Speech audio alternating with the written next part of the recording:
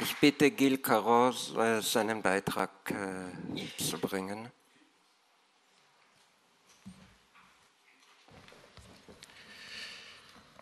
Oui. Je remercie le représentant du maire de Vienne dont je n'ai pas capté le nom. Excusez-moi, les noms en allemand, c'est difficile un petit peu de les capter, mais je le remercie de pointer que, quoi qu'il en soit, nous sommes dans un temps de crise. Et c'est à cela que c'est une chose qu'il faut repérer, c'est Avi Ravnitz qui en a parlé au début, et aussi calculer la façon d'y agir. Je vais introduire le thème d'un point de vue psychanalytique. Je commence par me risquer à dire que le fait que nous avons choisi de parler de la peur de l'étranger ici à Vienne est peut-être une sorte de lapsus ou un retour de refoulé, quelque chose qui vient de loin. Parce que je me suis demandé pourquoi est-ce que nous avons décidé ça avec les collègues viennois. En effet, le premier réflexe d'un psychanalyste serait de parler plutôt de la phobie ou de l'angoisse. Mais il me semble qu'ici à Vienne, l'une des deux capitales de l'Empire austro-hongroise, aux portes de l'Europe vers l'Orient, il y a une certaine tradition qui met l'accent sur la peur plutôt que sur la haine de l'étranger. Ce qui ne veut pas dire qu'il n'y a pas de haine également. Il s'agit de la peur de ce que représentait aux côtés de cette ville, Vienne, où dominait la culture, l'Empire ottoman, qui a été perçu comme un empire composé de peuples d'une culture très différente, des habitudes incompréhensibles, et surtout d'une certaine tendance à des comportements cruels et violents. La peur et la méfiance sont d'ailleurs de part et d'autre. Et elles se trouvent aussi, et elles trouvent déjà leur source lors du deuxième siège ottoman sur la ville de Vienne, qui a eu lieu en 1683. Le récit de ce siège semble être un des mythes fondateurs d'un conflit culturel entre l'islam et le monde occidental européen. Un des mythes. Il paraît qu'on peut entendre encore aujourd'hui dans les cafés en Turquie des gens qui déplorent l'échec de ce siège comme étant le ratage de l'occasion turque de dominer l'Europe. Cette peur ou cette hostilité est donc réciproque. Et cette réciprocité rejoint tout à fait la première théorie psychanalytique concernant l'angoisse que l'autre peut susciter et qui s'organise autour du concept freudien de l'inquiétante étrangeté, l'unheimlich, ou the uncanny en anglais. C'est-à-dire que ce que je vois dans l'étranger et qui me fait peur est la chose qui m'est la plus familière. Donc, c'est une topologie particulière dans laquelle l'extérieur et l'intérieur, le plus étranger et le plus intime se rejoignent. La tache noire que je vois dans l'autre et qui me fait peur est en moi. C'est ma propre mauvaiseté que je vois dans l'autre. Ce phénomène est décrit par Freud de façon qui ne manque pas d'humour dans une note en bas de page de ce texte qui porte le nom de Unheimlich. Voyageant dans un train, il se lève pour aller à la toilette quand il voit surgir devant lui un laid vieillard qui l'effraie. Il lui faut quelques bonnes secondes pour reprendre ses esprits et constater que ce vieillard n'est personne d'autre que lui-même, devant la porte des toilettes couverte d'un miroir. Ce rapport au miroir, cette réciprocité, contient un message. Là où tu as la peur de l'autre, là où tu le hais, regarde-toi dans le miroir. Est-ce que ce que tu es chez l'autre n'est pas à ton image ?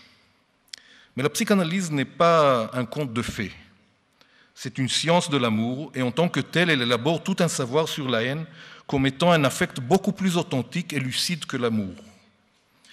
On sait la critique de Freud par rapport au dictat religieux « aime ton aime ton prochain comme toi-même. Je sais aussi que Lilia Majoub va aborder cette critique de Freud, mais sous un autre angle. Donc Freud désigne ce diktat religieux comme étant la plus fière revendication du christianisme. Et il souligne qu'une fois que l'apôtre Paul eut fait de l'universel amour des hommes le fondement de sa communauté chrétienne, l'extrême intolérance du christianisme envers ceux qui restaient en dehors était devenue une conséquence inévitable.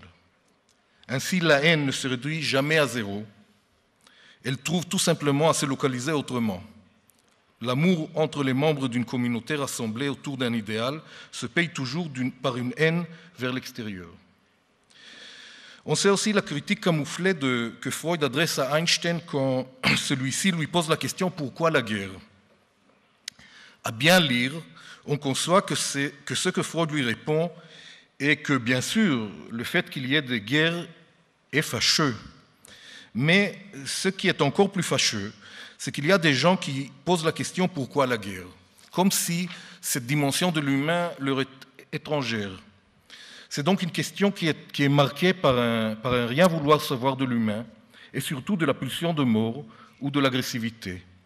La thèse psychanalytique dirait que lors d'un conflit, plus on méconnaît sa propre tendance à la guerre, plus grand est le danger de la guerre. En quelque sorte, pour qu'il y ait une chance quelconque de paix, ou de ce que le politique aime aujourd'hui appeler le vivre ensemble, eh bien, il faut savoir que ce qui nous sépare de façon irréductible les uns des autres. Mais parlant de la peur de l'étranger, nous ne pouvons pas en rester là. Il y a d'autres niveaux. Dernièrement, j'ai rendu visite à un groupe de psychanalystes à Londres. Quelle fut ma surprise quand le policier à la frontière de la capitale anglaise m'a tendu sa main couverte de gants en plastique pour prendre mon passeport. C'était le même genre de gants que mettent les médecins lors de leur intervention sur le corps du malade. Je ne sais pas s'il portait des gants parce qu'il avait peur que je lui transmette une maladie ou bien parce qu'il avait peur de me transmettre à moi ces maladies à lui, mais je me suis rappelé à ce moment-là d'un témoignage que j'ai entendu une semaine auparavant lors d'un grand congrès de psychanalystes à Bruxelles, de la bouche d'un médecin italien de l'île de Lampedusa, 200 km de la côte nord-africaine. Ce médecin accueille des migrants qui atterrissent sur l'île, fuyant l'insupportable de leur pays d'origine, dans des conditions de risque extrême. Il s'appelle le docteur Bartolo. Et le docteur Bartolo a souligné que lui et son équipe ne portaient aucun masque de protection contre les maladies des migrants, car un migrant n'est pas un malade. Il mettait ce comportement en contraste avec d'autres équipes, comme celle de la police ou l'équipe sanitaire européenne qui sont présentes, eux aussi sur le quai, pour accueillir les migrants, mais ils sont couverts, eux, comme des astronautes, de la tête aux pieds, afin de se protéger. Les psychanalystes ne peuvent pas s'empêcher de reconnaître dans cet hygiénisme un symptôme obsessionnel des plus courants, celui de l'isolement, qui se traduit par un « ne pas toucher », de peur d'un danger, de contracter des maladies, des microbes, etc.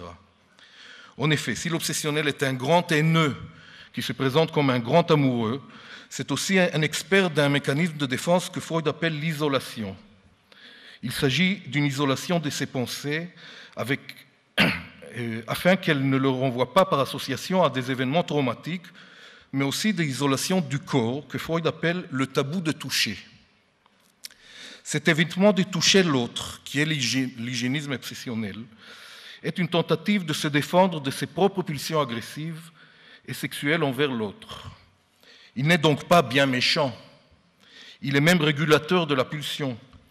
C'est différent, bien sûr, quand on considère que la nation est un corps et qu'il faille l'éliminer. Que la nation est un corps et qu'une minorité au sein de la nation est un cancer dans le corps qu'il faille éliminer. Nous savons que cette approche médicale de la politique, cette biopolitique, a conduit dans le passé et conduit toujours non pas à un évitement de toucher la minorité, mais bien au contraire à une isolation et ensuite à une éradication de l'étranger sous guise d'une désinfection du corps de la nation. L'hygiénisme hitlérien est délirant. Il n'est pas à confondre avec la simple obsession. De là toutes les méfiances que nous devons avoir quand l'État s'occupe de la santé publique. Quand il s'occupe trop de notre santé, il finit par s'occuper aussi de notre mort.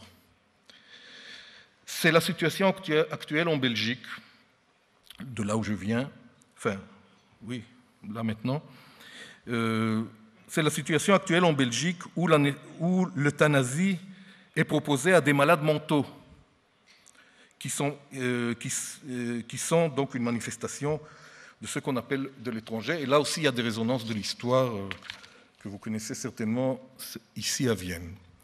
Vous pouvez constater que la psychanalyse ne condamne pas la peur de l'autre en tant que telle. Celle-ci fait partie de l'humain et de ses pathologies qui proviennent du fait qu'il est un animal qui parle. Et quand on parle, on a des fantasmes, des symptômes. Quand on parle, on délire aussi. Mais il ne suffit pas de se dire que la peur et la haine de l'autre ne sont que des fantômes dépendant de la névrose ou de la psychose de chacun de nous. La psychanalyse n'est pas une pratique de négation du réel. La question est de savoir quel est le réel en jeu dans cette peur de l'étranger.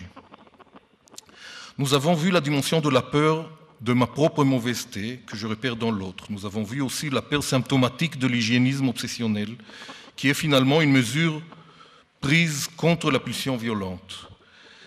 Mais les choses se compliquent quand la mauvaiseté de l'autre, cette tache noire dans l'autre, se réalise. Nous ne sommes plus alors dans la dimension de la haine et de l'amour, mais nous ne sommes plus face à un symptôme psychique. Nous sommes alors face à la chose la plus proche de ce qu'on appelle en psychanalyse la pulsion à l'état cru. Les fantasmes et les symptômes psychiques sont des ersatz par rapport à la pulsion. Ainsi, par exemple, au lieu de m'attaquer à l'autre, je développe une phobie le concernant. Dans un texte prononcé récemment par Jacques-Alain Miller sur les enfants violents, il disait que la violence se produit justement quand il n'y a pas d'ersatz à la jouissance. La jouissance est un terme psychanalytique pour dire la pulsion de mort.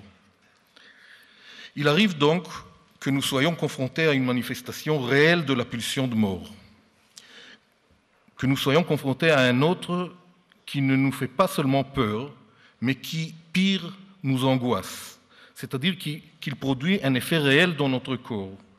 Je pense à la propagande de l'État islamique en tant qu'elle est rendue possible par un développement technique contemporain que Freud n'a pas connu. L'effet de vision d'une vidéo de décapitation a bien sûr des effets sur nos idées et nos opinions, ça nous fait peur. Ces vidéos produisent sans doute une peur de cet étranger capable d'une telle atrocité. Mais ces idées et ces opinions, cette peur, sont une construction secondaire par rapport à un effet réel d'angoisse que ces images forcent, non pas seulement sur notre psychisme, mais directement sur notre corps. Le psychisme est un filtre de discours, justement. Mais la vision de l'insupportable laisse une trace sans médiation dans le corps. Le trauma qui provoque ces images et dont la durée dépasse le moment où on les regarde la scène n'est pas un message, mais, comme l'angoisse, c'est un signe d'un danger réel qui ne trompe pas. Nous ne sommes plus aujourd'hui à l'époque où venaient se confronter l'Empire ottoman et l'Empire austro-hongroise. La frontière entre nous et eux n'est plus dessinée de façon aussi claire. Cette répartition géographique des nations appartient au passé. Ce monde de hier, pour reprendre la formule d'un auteur viennois, obéit à la logique des foules telle que Freud l'a formulée et dont les paradigmes sont l'armée et l'Église, à savoir l'amour pour ceux de chez nous et la haine adressée à ceux qui sont à l'extérieur de notre collectif. Aujourd'hui, nous devons penser les collectifs autrement, s'appuyant plutôt sur la doctrine lacanienne. Des collectifs ayant des frontières fragiles et ayant un point de fuite, comme les ensembles ouverts dans la théorie des ensembles. Une fois on reconnaît que la frontière qui sépare le nous et eux, le nous et l'autre, n'existe plus, apparaît le relief des singularités radicales de chacun. C'est dire que sur le même territoire vivent des masses de gens que rien ne rassemble, qui n'ont rien de commun, qu'on ne peut pas collectiviser, qui sont même parfois des ennemis les uns pour les autres. Une fois qu'on reconnaît cela, c'est-à-dire que l'ennemi est à l'intérieur, ou encore que l'essence de chacun est profondément singulier et inconciliable avec le mode de jouissance de l'autre, nous avons plus de chances de construire une société un peu plus paisible. Car comme disait Yitzhak Rabin, c'est avec l'ennemi qu'on fait la paix. Il ne s'agit pas donc de collectiviser l'incollectivisable, car cela amène au pire. En outre, et afin d'éviter de se raconter des contes de fées, il s'agit de faire des distinctions entre les cas où la peur et la haine sont discursives, des ersatz, et les cas où l'autre ne trouve pas de substitution à sa violence. Dans ce dernier cas, quand l'autre ne symptomatise pas la violence qui menace les intégrités du corps, nous ne sommes plus dans la zone de l'amour et de la haine. Le danger est alors réel et il ne nous reste plus d'autre choix que de combattre cette menace. Merci.